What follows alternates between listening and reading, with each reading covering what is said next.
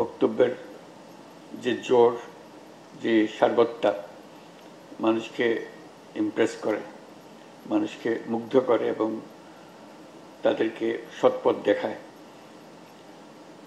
আমি গোড়াতেই যেগুলো বলছিলাম আমাদের সমস্যা নিয়ে, সেগুলোর অনেক কিছুর জবাব পেয়েছি। আমরা চেষ্টা করব সেগুলো যাতে আমরা বাস্তবায়ন করতে পারি। আপনাদের কথার মধ্যে যেগুলো এসছে, যেটা আমার কাছে উল্লেখ করার জন্য মনে হচ্ছে উল্লেখ করার দরকার, সেগুলো হলো, একটা হলো যে ক্ষোভ। আমরা এমনি শান্তিতে আছি সবাই, কিছু একটা ঘটনা আমাদের একটা ক্ষোভ সৃষ্টি করে, আমাদের এই পানিতে ঢিল ছোড়ার মতো ঢেউ শুরু হয়ে যায়। এইটাই ক্ষোভ যদি আমরা সামাল দিতে না পারি, তাহলে আমরা আবার যে যত কথা আমাদের মাথায় থাকুক না কেন, এটার থেকে বিচ্যুত হয়ে যায়। কাজে এই ক্ষোভ যাতে, প্রথম কথা, ক্ষোভ সৃষ্টির কোনো অকেশন সৃষ্টি না হয়, আর যদি ঘটনা ঘটেও যায় ক্ষোভটাকে সম্বরণ করা। কারণ এটাতে যদি আমি সঙ্গে সঙ্গে উত্তেজিত হয়ে যাই, তাহলে আমাদের সমস্ত কিছু গোলমাল হয়ে গেল, যত কিছু করি। ঘটনা আমরা এমন করতে পারছি না এখনো, দুনিয়াতেও হচ্ছে না, বাংলাদেশেও হচ্ছে না। ঘটনা, প্রত্যেকটা ঘটনাকে নিশ্চিহ্ন করে দেওয়া, যে হবে না, ঘটনা ঘটবে না, এরকম করার উপায় আমাদের নাই। এতে ঘটনা ঘটবে, আশা করি আমাদের দেশে অন্তত ঘটবে না, কম ঘটবে, কিন্তু আমাদেরকে ক্ষোভ সম্বরণ করতে হবে, যাতে এই ক্ষোভের আরেকটা কারণ সৃষ্টি না হয়। এটা আমাদেরকে করতে হবে। কাজে ওই ক্ষোভ থেকে আমাদেরকে আত্মসম্বরণ করা, এটা আমাদের বলে খুব জরুরি জিনিস হবে। আর দ্বিতীয় যেটা মনে পড়লো, আপনাদের কথার মধ্যে বহুবার এসছে, এটা হলো যে একটা দলকে, একটা রাজনৈতিক গোষ্ঠীকে আমরা এখান থেকে বিতাড়িত করেছি।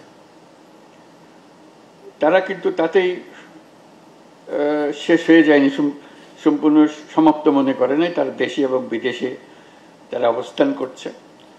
তারা সুযোগ পেলেই একটা উস্কানিমূলক কিছু একটা করবে। কাজে সেটার থেকে আমরা কিভাবে এই উস্কানিটাকে চিহ্নিত করতে পারবো এবং উস্কানিতে সাড়া না দেওয়া, এইটার থেকে আমরা কিভাবে বাঁচবো, এইটাই আমাদের। আমরা সব দিকে ঠিক আছে, কিন্তু এই বাইরের থেকে আসতেছে, একটা ক্ষোভ সৃষ্টি করছে, আর একটা হলো যে উস্কানি সৃষ্টি করছে। উস্কানিটা এমন নিখুঁতভাবে করে বোঝা যায় না যে এটা উস্কানি। কাজে এটার থেকে কি করব? তারপরে বহির্বিশ্বে আবার কেউ আছে যারা আমাদেরকে বিভিন্নভাবে উস্কানির সূত্রপাত করে। তাদের দেশের যারা সংখ্যালঘু, তাদের উপরে যে হয়রানি, যে তাদের যে ব্যবস্থা, সেটা আমাদের মনে ক্ষোভ সৃষ্টি করে, আমাদের উস্কানির সৃষ্টি করে। এই দুটোর থেকে আমরা কিভাবে ঘটনাকে স্বীকৃতি দেব, কিন্তু তার উস্কানির শিকার হবে না, এটা আমরা কিভাবে করতে পারি, এটা আমাদেরকে শিখতে হবে, যাতে করে আমরা এই পরিস্থিতির বারে বারে মোকাবেলা করতে। এটা আমাদের কারণে হচ্ছে না, আমি যেটা উল্লেখ করতে চাচ্ছি, এটা আমাদের কারণে হচ্ছে না, হচ্ছে বাইরের একটা কারণে। এই বাইরের কারণটাকে আমরা কিভাবে সম্বরণ করতে পারবো, এবং সেটার পরবর্তীতে রাজনৈতিকভাবে বা রাষ্ট্রীয়ভাবে প্রতিকারও সম্ভব হবে। আমরা ওই দিকে চলে যেতে পারি কিনা, যে আমরা ব্যক্তিগতভাবে প্রতিকার না করে রাষ্ট্রীয়ভাবে প্রতিকার করার ব্যবস্থা করতে পারি কিনা। সেখানে রাষ্ট্রের ভূমিকা আসবে, যেটা নিশ্চিত করতে পারবে, আপনাদের আশ্বস্ত করতে পারবে যে আমরা এটা হ্যান্ডেল করব, আপনাদের পক্ষ থেকে হ্যান্ডেল করব। এই দুটো জিনিসকে খুব গুরুত্ব দিচ্ছি আমি, যাতে করে আমরা এটা বারে বারে শিকার না হয়। তাহলে আমাদের নিজের মনের মধ্যে কোনো সমস্যা নেই, আমাদের ধর্মের বাণীর মধ্যে কোনো সমস্যা নেই, কিন্তু বারে বারে আমাদের উপর আঘাত হচ্ছে, সেই আঘাতে আমরা বিচলিত হয়ে এমন সব কাজ করছি, পরে হয়তো আমরা বুঝি যে এটা ঠিক হয়নি। আরেকটা বিষয় একটা আলাপ করা, সেটা হলো যে আমাদের এখন আমরা সাম্প্রদায়িক সম্প্রীতির কথা বলছি, খুব দরকারি। সম্প্রীতি আছে বলে আমরা সবাই একমত হলাম যে আমাদের সম্প্রীতি আছে। সম্প্রীতির সঙ্গে আরেকটা জিনিস আমি যোগ করতে চাই, সেটা হলো ভয়। সম্প্রীতি আছে, কিন্তু মনের মধ্যে ভয়ও আছে। এই ভয় থেকে কেমনে আমরা উত্তরণ করবো? যেমন আমরা নাগরিক, আমরা নির্ভয়ে নাগরিক, ভয়ের সঙ্গে নাগরিক না। এমন পরিস্থিতি আমরা করব যে কেউ কাউকে আমরা ভয় করছি না, আর ভয়মুক্ত নাগরিক হব আমরা সবাই। নাগরিক অধিকারও থাকবে এবং সঙ্গে সঙ্গে নিজের মনের মধ্যে ভয়টা আর থাকবে না।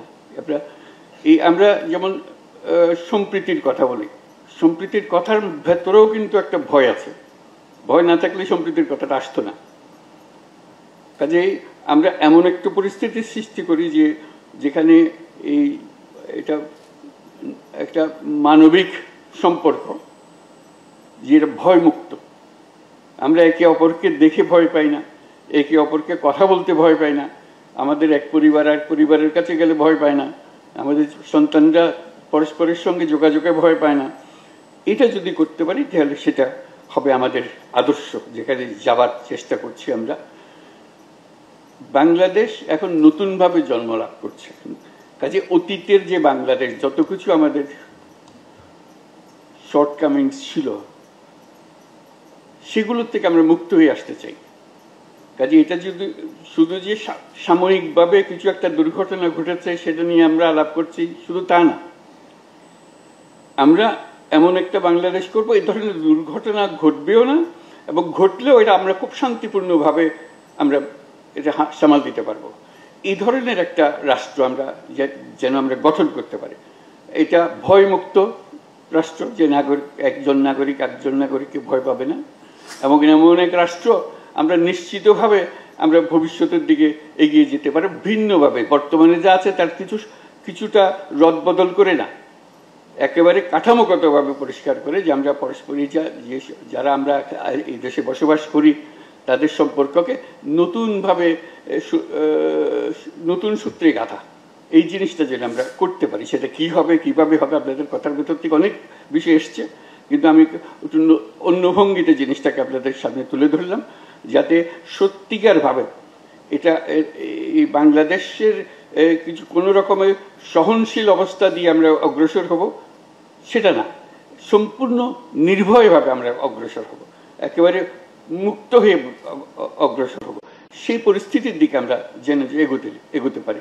কাজে আজকের হলো যে প্রথম যে আমাদের যে প্রতিক্রিয়া ব্যক্ত করি আমরা, ক্ষোভ এবং উস্কানি, এই দুটোর থেকে প্রাথমিকভাবে মুক্ত পাওয়া, তারপরে আমরা ওই বন্ধনে আমরা আবদ্ধ হব, যে নাগরিক বন্ধন যেটা বলেছিলাম, সেই নাগরিক বন্ধন আমাদের শক্তিটা হলো নাগরিকের শক্তি, যে নাগরিক আমরা আমাদের সংবিধান আমাদেরকে দেবে, সেটা যেন রাষ্ট্র আমাদেরকে নিশ্চিত করতে পারে। সেটুকু করতে পারলে তখন রাষ্ট্র একটা সার্থক রাষ্ট্র হিসেবে প্রতিষ্ঠিত হবে, সেই আশায় আমরা থাকলাম। এইটা আমাদের সুযোগ এসছে, আল্লাহ আমাদেরকে সুযোগ দিয়েছে এরকম রাষ্ট্রের একটা কল্পনা করা এবং সেটার দিকে অগ্রসর হওয়া। সেটাতে আপনাদের সবার আমরা সহযোগিতা কামনা করছি। এটা সবাই একসঙ্গে ধরলে এটা সম্ভব।